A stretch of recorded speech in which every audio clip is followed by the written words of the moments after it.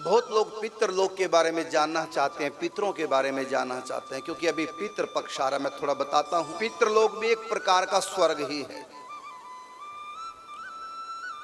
इस सौरमंडल से ऊपर जो प्रथम लोक आता है वो पितृलोक ही है, जिसको हम लोग वह लोक भी कहते हैं। ये पितृलोक क्या है और पितृ कौन बनते हैं,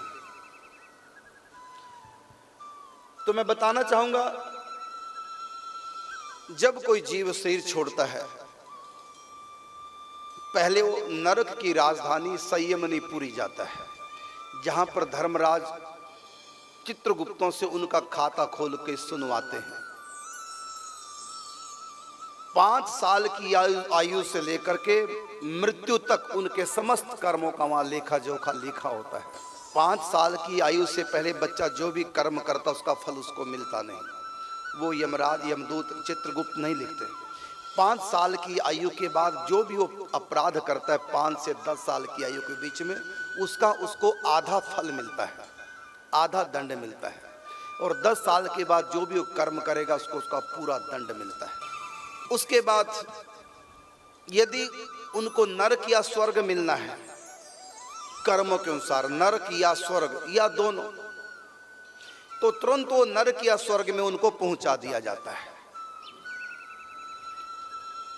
लेकिन यदि उसके जन्म का संयोग बना है, ना वो नरक जाएगा ना स्वर्ग जाएगा, अभी उसका दोबारा से जन्म होना है। यदि जन्म का प्रावधान बना है, जन्म होना है, तो जन्म कभी डायरेक्ट नहीं होता, तुरंत नहीं कभी जन्म होता, क्योंकि मनुष्य जन्म उसका जो होगा केवल उसी का ही प्रारब्ध काम नहीं करेगा, साथ में जिस घर में उसको पैदा होना है उन घर वालों का भी प्रारब्ध का संयोग अगर उसके साथ जुड़ा है तब ही जन्म होगा।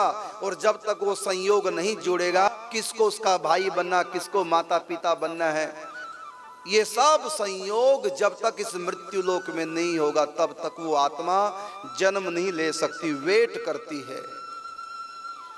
तो उसको उस समय पितृलोक में भेज दिया जाता है। पितृलोक का सीधा सीधा मतलब है प्रतीक्षालय, अर्थात वेटिंग रूम। पितृलोक का सीधा सीधा अर्थ है वेटिंग रूम, अर्थात मनुष्य जन्म लेने की इंतजार, वो प्रतीक्षा कर रहा है। एक ही लोक ऐसा है जहां पर कर्म का प्रवेश नहीं, ना फल का प्रवेश ना कर्म का प्रवेश है, वहां भाग्य का भी प्रवेश नहीं। वो कौन सा लोक है? वह पितृलोक। क्योंकि पितृलोक, पितृ की जो योनि है, ना वो कर्म योनि है ना वो भोग योनि है, वो तो प्रतीक्षा की योनि है।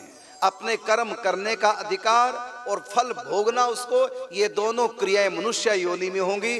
अभी उसको मनुष्य जन्म मिला नहीं, क्योंकि उसके कर्मों के अनुसार जहां पर जिन परिस्थितियों में ठीक ठीक उसके कर्मों का भुगतान हो जाए, ऐसा अभी मृत्यु लोक में संयोग बना नहीं। जब तक मृत्यु लोक में ये संयोग नहीं बनता तब तक वो आत्मा अपने जन्म लेने की प्रतीक्षा करती है पितृलोक में बैठ करके। इसलिए हम पितृलोक को वेटिंग रूम अर्थात प्रतीक्षालय भी कह सकते हैं। कई लोग कहते हैं कि कई ऐसे मत हैं कलयुग में जो ना पितरों को मानते हैं ना श्राद्ध करते हैं। उनके पितरों का क्या होता है? उनके पितरों का क्या होना? उनके पितर दुख पाते हैं।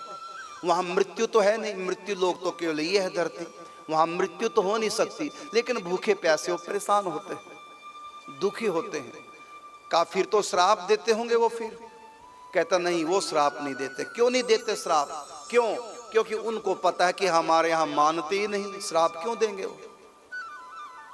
उसको खुद पता कि मैं भी जब इंसान था मैंने कौन सा श्राद्ध कर लिए थे। इसलिए वो अतृप्त रहते हैं, भूखे प्यासे रहते हैं, लेकिन मरते नहीं, क्योंकि वहां मृत्यु का प्रवेश उस लोक में नहीं। लेकिन वो व्याकुल रहते हैं। फिर वो सोचते हैं उस समय कभी हमारा जन्म हो तो हिंदू धर्म में, सनातन धर्म में जन्म हो। ये मांगते हैं पितृलोक भी, हमारा अगर कभी जन्म हो तो मनुष्य का तो सनातन धर्म में हो, जहां पर पितरों का भी ध्यान रखा जाता है।